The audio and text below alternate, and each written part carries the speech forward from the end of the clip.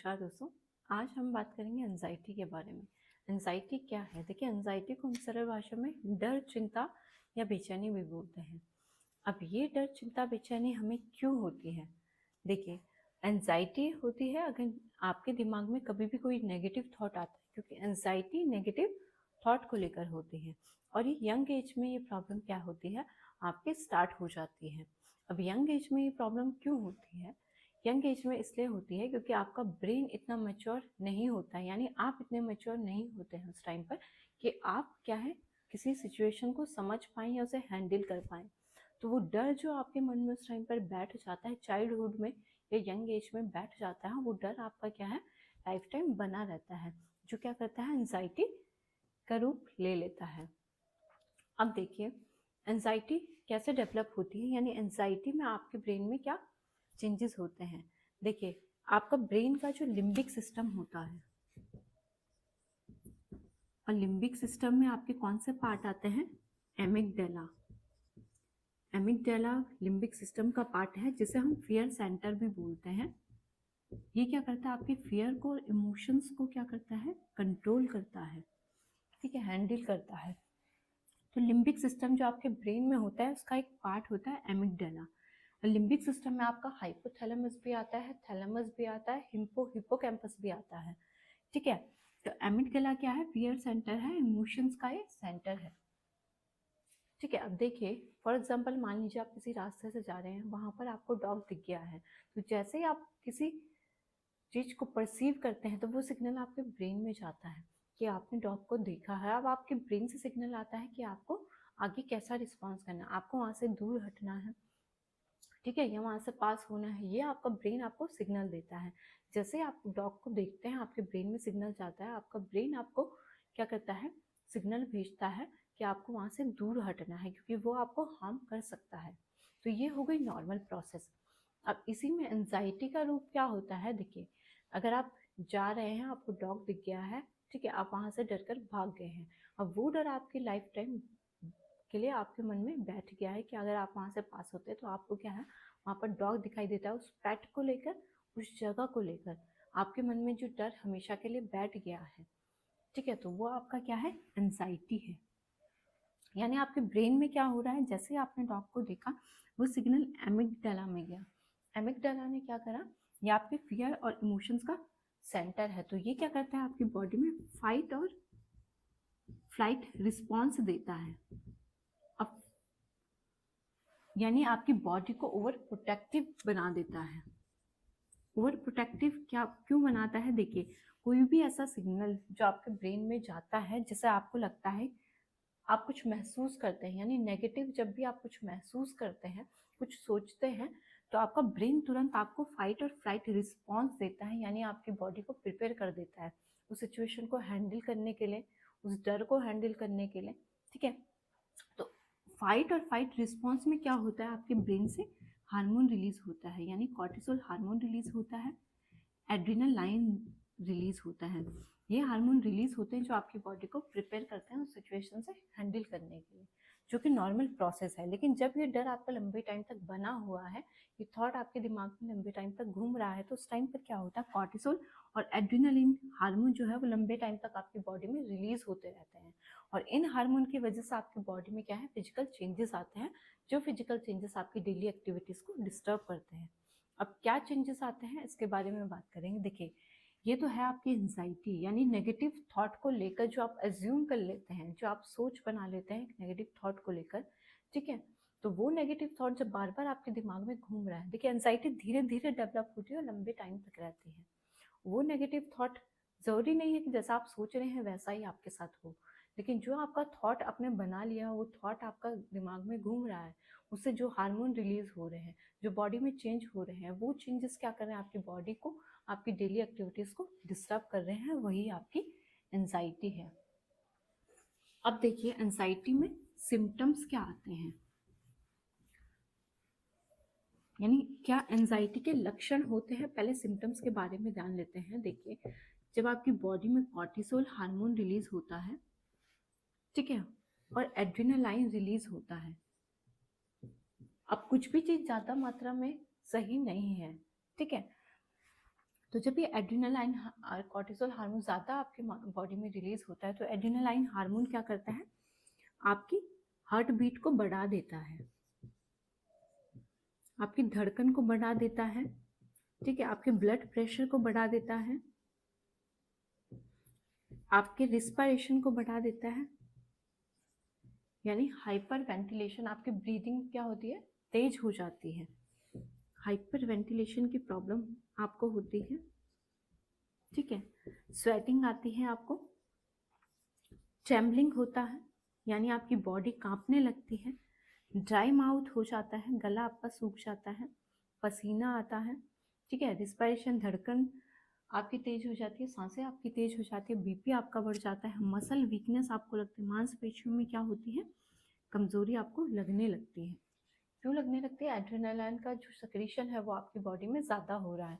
ऐसे ही जब cortisol hormone, जिसे हम स्ट्रेस हार्मोन भी बोलते हैं, जब भी आप कोई स्ट्रेस लेते हैं तो आपकी बॉडी क्या करता है, आपका ब्रेन क्या करता है, कॉर्टिसोल हार्मोन रिलीज करता है। और ये कॉर्टिसोल हार्मोन अगर ज़्यादा मात्रा में आपकी बॉडी में रिलीज हो रहा है तो ये क्या है, आपको नुकसान भी पहुंचाता है, या आपकी बॉडी में ब्लड शुगर को क्या कर देता है, बढ़ा देता है। आपका जो इम्यून सिस्टम है, इम्यून सिस्टम का काम है किसी भी इन्फेक्शन से फाइट करना, आपकी बॉडी को प्रोटेक्ट करना, तो इम्यून सिस्टम आपका क्या हो जाता है, वीक हो जाता है।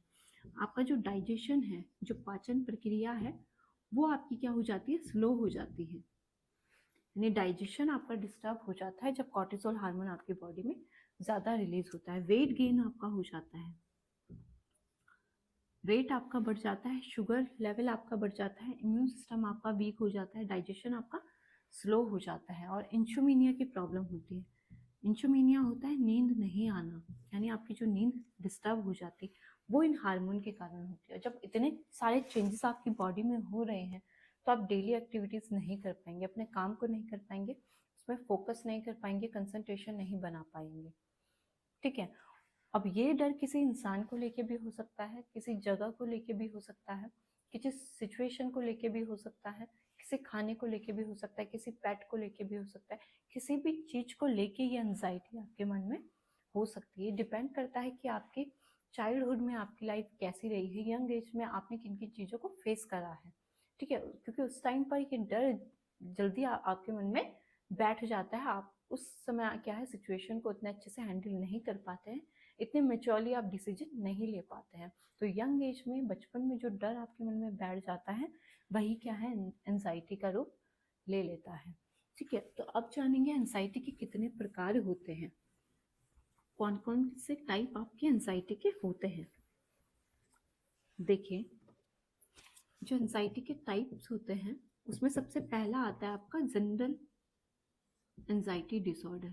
अब जनरल एंजाइटी डिसऑर्डर क्या है, जनरल एंजाइटी डिसऑर्डर होता है जो आपकी डेली एक्टिविटीज़ है उन्हें लेके अगर आपको एंजाइटी हो रही है, यानी आप बच्चे हैं तो उनको स्टडी को लेके हो सकती है, स्कूल को लेके हो सकती है, ठीक है, अडल्ट हैं तो उनको अपनी जॉब को लेके हो सकती है, अपने रिलेशनशिप को लेके हो सकती है, ठीक है। तो जनरल बेसिस पे जो आपको जनरल चीज़ों को लेके जो आप डेली करते हैं, डेली एक्टिविटीज़ करते हैं, उनको लेके जो एंजाइटी होती है वो जनरल एंजाइटी डिसऑर्डर है आपका, ठीक है। दूसरा आपका आता है एगोराफोबिया। देखिए, एगोराफोबिया जो है मोस्ट कॉमन एंजाइटी डिसऑर्डर है, लेकिन ज़्यादातर लोगों को जो एंजाइटी की प्रॉब्लम होती है वो एगोराफोबिया होती है। एगोराफोबिया क्या होती है, न्यू प्लेसेस को लेके एंजाइटी होती है या किसी सिचुएशन को लेके एंजाइटी होती है। अब देखिए, अगर आप कहीं नई जगह पर जा रहे हैं, ठीक है, कहीं ऐसी जगह पर जा रहे हैं जहाँ से आपको क्या होती है, एंजाइटी डेवलप हो रही है, ठीक है, डर लगता है आपको नई जगह पर जाने में, कहीं बंद जगह पर, क्लोज प्लेस पे आप जा रहे हैं वहाँ पर आपको डर लगता है, कहीं हाइट पर जा रहे हैं वहाँ पर आपको डर लगता है। जो भी ये फोबिया होते हैं वो हाइट को लेकर हो सकते हैं, पानी को लेकर हो सकते हैं, कहीं नई जगह को लेकर हो सकते हैं, किसी इंसान से हो सकता है। तो वो जो फोबिया होता है वो एंजाइटी होती है और सबसे मोस्ट कॉमन फॉर्म होती है, और किसी सिचुएशन को लेके भी आपको एंजाइटी हो सकती है। तो आप इन चीज़ों को क्या करते हैं, इनसे दूर भागते हैं, इनको अवॉइड करते हैं कि आपको वो एंजाइटी, वो घबराहट, बेचैनी आपके मन में डेवलप ना हो। तो आप नई जगह पर जाना भी पसंद नहीं करते हैं, किसी सिचुएशन को हैंडल करना भी पसंद नहीं करते, आप उससे दूर भागते हैं। तो ये सबसे मोस्ट कॉमन एंजाइटी का फॉर्म है। तीसरी होती है सोशल गैदरिंग सोशल एंजाइटी होती है। अब देखिए सोशल एंजाइटी किस वजह से होती है, जो सोशल गैदरिंग की वजह से होती है। यानी अगर आपको कहीं पर ऐसी जगह पर जाना है जहाँ पर आपको लोगों से इंटरेक्ट करना है, कहीं पर स्पीच देनी है, तो वहाँ पर आपको क्या लगता है, डर लगता है। आप वहाँ पर जाना पसंद नहीं करते। क्यों पसंद नहीं करते हैं? कि आपको कोई इंसल्ट ना कर दे, आपको एम्बेरस फील ना हो वहाँ पर, ठीक है। तो इंसल्ट आपकी ना कर दे, तो उस चीज़ की आपको एंजाइटी होती है, तो उसे सोशल एंजाइटी बोलते हैं, ठीक है। चौथा जो एंजाइटी आता है वो आता है पोस्ट ट्रोमैटिक एंजाइटी डिसऑर्डर। अब देखिए पोस्ट ट्रोमैटिक एंजाइटी डिसऑर्डर क्या होता है। ये जो एंजाइटी डिसऑर्डर होता है कि अगर आपके कोई भी negative life event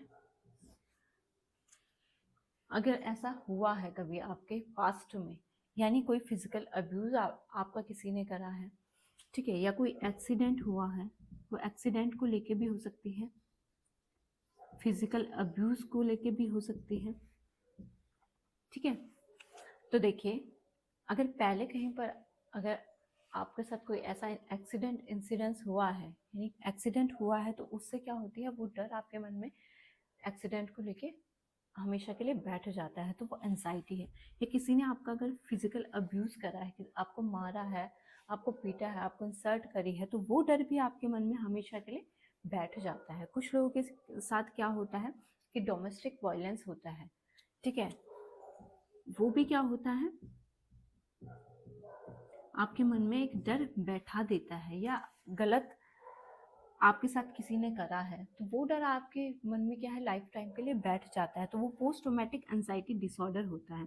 post traumatic यानी इंसिडेंस, पास्ट में जो इंसिडेंस हुआ है उससे जो एंजाइटी डेवलप होती है, वो आपकी पोस्ट ट्रोमैटिक एंजाइटी डिसऑर्डर है। तो ये डिफरेंट टाइप की एंजाइटी आपको होती है। उसमें सबसे मोस्ट कॉमन है वो है अगोरोफोबिया। जितने भी फोबिया होते हैं वो किसी इंसान को लेके हो सकते हैं, किसी पेट को लेके हो सकते हैं, किसी खाने को लेके हो सकता है, किसी सिचुएशन को लेके हो सकते हैं, तो वो सबसे मोस्ट कॉमन फॉर्म होती है।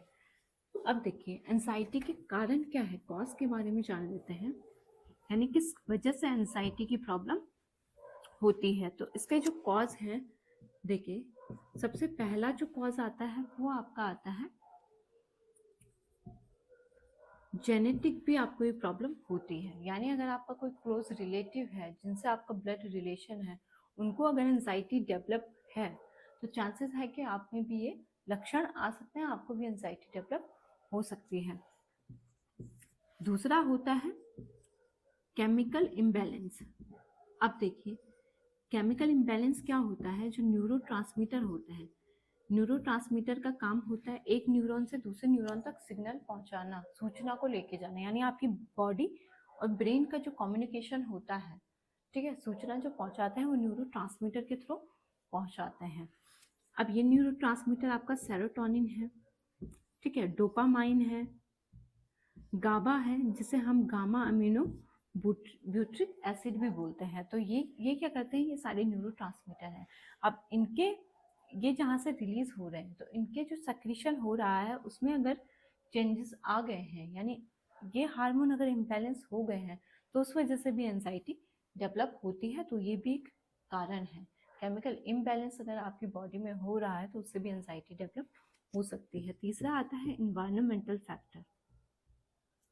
देखिए इन्वायरमेंटल फैक्टर में आपका क्या आ गया, एयर पोल्यूशन हो गया, नॉइस पोल्यूशन हो गया। ये चीज़ें भी क्या है, आपके एंजाइटी डिसऑर्डर को डेवलप करती हैं। अगर लंबे टाइम तक आप एयर पोल्यूशन, नॉइस पोल्यूशन के कांटेक्ट में बने हुए हैं, ठीक है, तो इस वजह से भी एंजाइटी डेवलप होती है। लॉन्ग लास्टिंग स्ट्रेस जो होता है, यानी तनाव, जो लंबे टाइम तक अगर तनाव ले रहे हैं, तो उससे भी एंजाइटी डेवलप होती है। दूसरा आ गया सोशल फैक्टर। सोशल फैक्टर में आपका क्या आता है, कोई भी रिजेक्शन है, ठीक है, वो किसी भी चीज़ का रिजेक्शन होता है, उस रिजेक्शन को अगर आप हैंडल नहीं कर पा रहे हैं, तो उससे भी एंजाइटी डेवलप होती है। कोई फिजिकल अब्यूज हुआ है, उससे भी एंजाइटी डेवलप हो सकती हैं। ठीक है, तो ये सारे कारण हैं जिससे आपको एंजाइटी डेवलप होती है। अगला जो आता है आपका, देखिए, जेनेटिक है, केमिकल इम्बैलेंस की वजह से एंजाइटी होती है, इन्वायरमेंटल फैक्टर की वजह से एंजाइटी होती है, और मेडिकल कंडीशन। मेडिकल कंडीशन क्या होती है, अगर आपको कोई ऐसी डिजीज है जिसकी वजह से क्या होती है, एंजाइटी डेवलप हो रही है, तो ऐसी कौन सी डिजीज है जो एंजाइटी को कॉज करती है? सबसे पहला है आपका डायबिटीज, दूसरा है आपका थायराइड। थायराइड अगर आपको है तो उससे भी क्या होती है, एंजाइटी डेवलप हो सकती है। अगर आपको शुगर की दिक्कत है तो उससे भी क्या होती है, आपके जो हार्मोन्स है वो डिसबैलेंस हो जाते हैं, एंजाइटी डेवलप हो सकती है। तीसरा कारण है आईबीएस यानी इरिटेबल बाउल सिंड्रोम। ये आंतों की प्रॉब्लम होती है कि आप खाने को क्या है, पचा नहीं पाते हैं, आपको लूज मोशन होता है, डायरिया होता है। तो ये अगर लंबे टाइम तक बना हुआ है तो उससे भी एंजाइटी डेवलप होती है। ठीक है, क्योंकि आपका जो, देखिए, जो पेट है, पेट और ब्रेन क्या होते हैं, आपस में क्या होते हैं, जो आपका दिमाग है और जो आपका पेट है, ये दोनों क्या है, आपस में कम्युनिकेट करते हैं। ठीक है, यानी अगर आपका डाइजेशन ठीक नहीं है तो उससे क्या होता है, आपके दिमाग में भी असर आता है, आपके हार्मोन्स भी डिसबैलेंस हो जाते हैं। तो जिनको डायबिटीज की प्रॉब्लम है, थायराइड की प्रॉब्लम है, आईबीएस की प्रॉब्लम है। चौथा क्या है, ट्यूमर। अगर किसी की बॉडी में ट्यूमर ग्रोथ है तो वो ट्यूमर ग्रोथ भी क्या करती है, आपके हार्मोन में चेंजेस लाती है, जो क्या करते हैं, एंजाइटी डेवलप कर सकते हैं। कोई आप अल्कोहल ज़्यादा मात्रा में लेते हैं या ड्रग अब्यूज़ है, कोई ड्रग एडिक्ट है, तो उस वजह से भी क्या है, एंजाइटी डेवलप होती है। तो ये सारी प्रॉब्लम है जिससे एंजाइटी डेवलप होती है, जो मेडिकल कंडीशन है। अब बात करेंगे, देखिए, कॉम्प्लिकेशन के बारे में, यानी एंजाइटी की वजह से आपकी बॉडी में क्या क्या दिक्कतें हो सकती हैं अगर इस प्रॉब्लम को आपने कंट्रोल नहीं करा है तो जो कॉम्प्लिकेशंस आपकी बॉडी में होती हैं वो है आपकी डिप्रेशन। यानी एंजाइटी अगर लंबे टाइम तक बनी हुई है तो आपको डिप्रेशन भी हो सकता है, आप डिप्रेशन में भी जा सकते हैं। दूसरा है इंसोम्निया की प्रॉब्लम। लंबे टाइम तक अगर एंजाइटी आपको बनी हुई है, घबराहट, बेचैनी अगर लंबे टाइम तक आपको होती है तो इंसोम्निया की प्रॉब्लम भी होती है। ठीक है, यानी आपको नींद नहीं आती है, वो कई महीनों तक भी होती है, आपकी कई सालों तक भी ये प्रॉब्लम आपकी बनी रहती है। तीसरा है आपका सुसाइडल थॉट, यानी जिनको एंजाइटी है उनको बीच बीच में सुसाइडल थॉट्स भी आते हैं। ठीक है, तो ये सारी क्या है, एंजाइटी की कॉम्प्लिकेशन है। अब बात करेंगे मैनेजमेंट के बारे में, यानी कैसे आप एंजाइटी को कंट्रोल कर सकते हैं। देखिए, इसके लिए सबसे पहले आपको अपनी डाइट को हेल्दी रखना है। ठीक है, दूसरा है आपने एक्सरसाइज करनी है। एक्सरसाइज में आप योगा कर सकते हैं, फिर मेडिटेशन कर सकते हैं, जिससे आपका क्या है, ब्रेन शांत रहे। ठीक है, आपका जो हार्मोन्स रिलीज हो रहे हैं ब्रेन से वो नॉर्मल उनका सक्रीशन हो। ठीक है, उस वजह से आपको एंजाइटी में क्या होता है, आप एंजाइटी को कंट्रोल कर पाएंगे। तो डाइट है, एक्सरसाइज है। ठीक है, दूसरा क्या है, अगर कोई भी मेडिकल हेल्थ इश्यू आपको है, यानी अगर ऐसी कोई डिजीज आपको है, डायबिटीज है, थायराइड है, ठीक है, आईबीएस की प्रॉब्लम है या ट्यूमर ग्रोथ है, तो वो क्या करती है, एंजाइटी को डेवलप करती हैं। कोई भी मेडिकल हेल्थ इश्यू है तो उसको आपने पहले मैनेज करना है, उसको कंट्रोल करना है, जिस वजह से आपको एंजाइटी डेवलप हो रही है। तो देखिए, कोई भी मेडिकल हेल्थ इश्यू आपको अगर है तो उसे क्या करना है, आपने कंट्रोल करना है। और एक आता है, वो है आपकी कॉग्निटिव बिहेवियरल थेरेपी। ये थेरेपी क्या करती है, इस थेरेपी में होता है कि जो भी थॉट आपके मन में आ रहे हैं, जो भी नेगेटिव थॉट आपके मन में आ रहे हैं, जिस चीज़ का आपको डर बैठा हुआ है, उससे बाहर निकलने में आपकी ये थेरेपी क्या करती है, मदद करती है। तो अपनी डाइट को हेल्दी रखना है, एक्सरसाइज करना है, कोई भी मेडिकल हेल्थ इश्यू है तो उसे आपने कंट्रोल करना है। कॉग्निटिव बिहेवियर थेरेपी भी आप क्या कर सकते हैं, ले सकते हैं, जो आपकी एंजाइटी को कंट्रोल करे। तो अपनी लाइफस्टाइल को हेल्दी रखिए और अपना ध्यान रखिए। अगली वीडियो में हम बात करेंगे प्रॉब्लम के बारे में। धन्यवाद।